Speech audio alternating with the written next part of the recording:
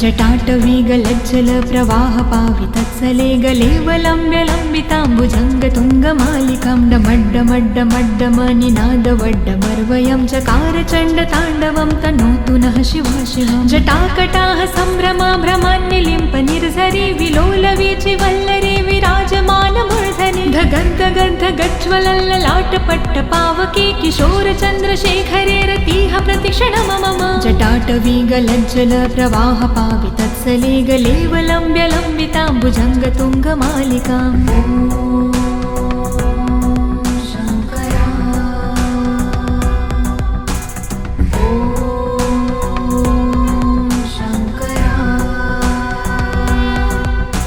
धराधरेन्द्रनन्दिनी विलासबन्धुबन्धुरसुराद्रिगन्धसन्तति प्रमोदमानमानसे कृपाकटाक्षधारिणी निरुद्धदुर्धरापदे कवचे दिगम्बरे मनो विनोदमेतु वस्तुनि। जटाभुजङ्गपिङ्गलस्फुरत्फणामणि प्रभा कदम्बकुङ्कुमाद्रवा प्रलिप्तदिग्वधूमुखे मदान्धसिन्धुरस्फुरत्वगुत्तरीयमेदुरे मनो विनोदधुत्तं बिभर्तु भूतभर्तरे।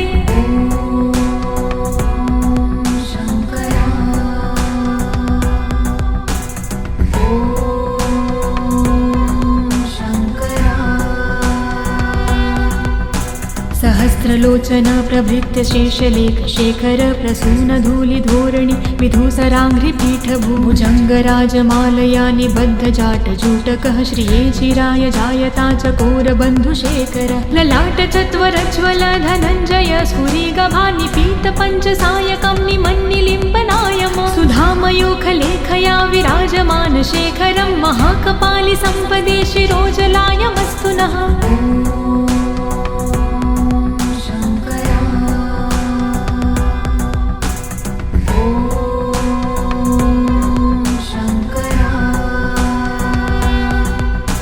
करालभालपट्टिकाधगद्धगद्धगज्ज्वल धनञ्जयाधरीकृत प्रचण्ड पञ्चसायके धराधरेन्द्रनन्दिनी कुचाग्रचित्रपत्रक प्रकल्पनैकशिल्पिनी त्रिलोचने मते मम। नवीनमेघमण्डली निरुद्धदुर्धरस्फुरत्कहूनिशीथिनी तमः प्रबन्धबन्धुकन्धरः निलम्पि निर्झरीधरस्तनोतु कृत्तिसिन्धुरः कलानिधानबन्धुरः श्रियं जगन्धधुरधरः।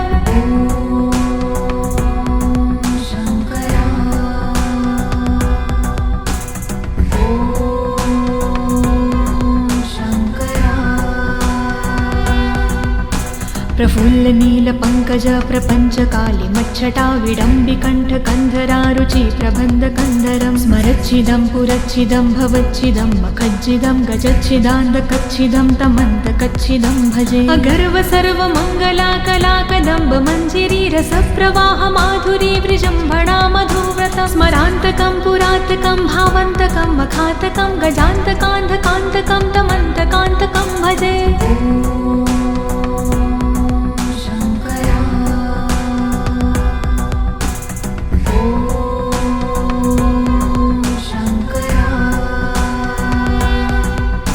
जयत्वद ब्रवीभ्रम भ्रमद्दजङ्गमस्फुर धगद्धगद्विनिर्गमत्करालबालहव्यव धिमिद्धिमिद्धिमिद्धिमिन्मृदङ्गतुङ्गमङ्गलं ध्वनिक्रम प्रवर्तित प्रचण्डताण्डव शिव। दृशाद्विचित्रतल्पयोर्भुजङ्गमौक्तिकं स्रजो गरिष्ठरत्नलोष्टयो सह द्विपक्षपक्षयो त्रिणारविन्दचक्षुषो प्रजामहिन्महेन्द्रयो समं प्रवर्तयन्मनः कदा सदा शिवं भजे।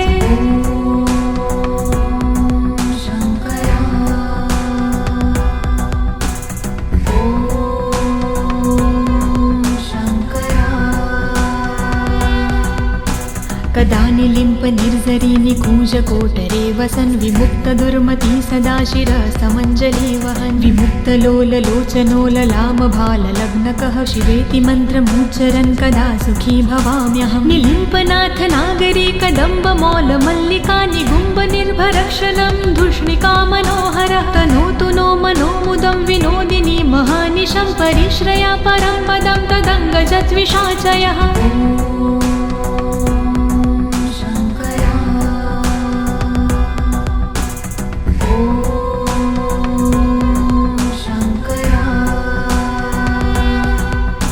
प्रचण्डवाडवानल प्रभाशुभ प्रचारिणी महाष्टिसिद्धकामिनी जनावहूतजल्पना विमुक्तवामलोचनो विवाहकालिकध्वनि शिवेति मन्त्रभूषगो जगज्जयाय जायता इमं हि नित्यमेव मुक्तमुक्तमोतं स्तवं पठन् स्मरन् ब्रुवन्नरो विशुद्धमेति सन्ततं हरे गुरो सुभक्तिमाशु याति नायशागति विमोहनं हि देहनातु शङ्करस्य चिन्तनम्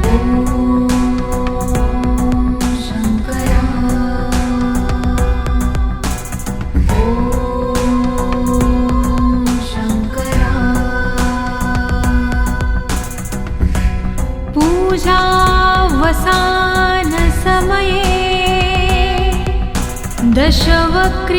दशवक्त्रगीतं यः शम्भो पूजन्मिदं पठति प्रदोषे तस्य